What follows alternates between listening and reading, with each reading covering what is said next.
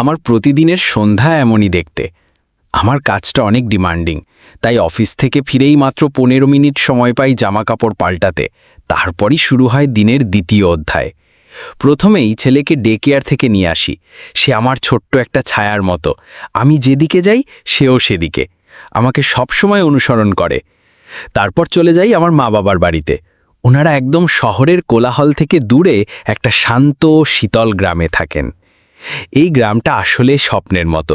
পরিবার বড় করার জন্য একদম পারফেক্ট জায়গা। আমি এই নিস্তব্ধতা আর প্রকৃতিকে ভালোবাসি। আমরা সবাই একসাথে রাতের খাবার খাই। তারপর আমি আমার ছেলেকে নিয়ে তার ঘরে যাই, আর আমার স্ত্রী ঘুমের প্রস্তুতি নেয়। আমি ওকে বিছানায় শুইয়ে একটা গল্প পড়ে শোনাই।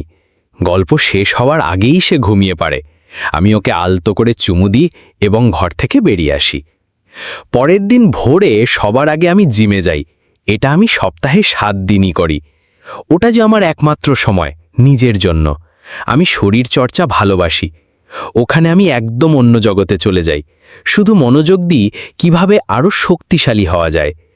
জিম থেকে ফিরে এসে গোসল করি, তারপর পরিবারের সাথে সকালের নাস্তা খাই। এরপর সবাই নিজেদের কাজে বেরিয়ে পড়ি। সত্যি বলি, এই জীবনে অনেক ব্যস্ততা, অনেক দৌড়ঝাঁপ, কিন্তু আমি এই জীবনটা কোনো কিছুর বিনিময়েও বদলাতে চাই না।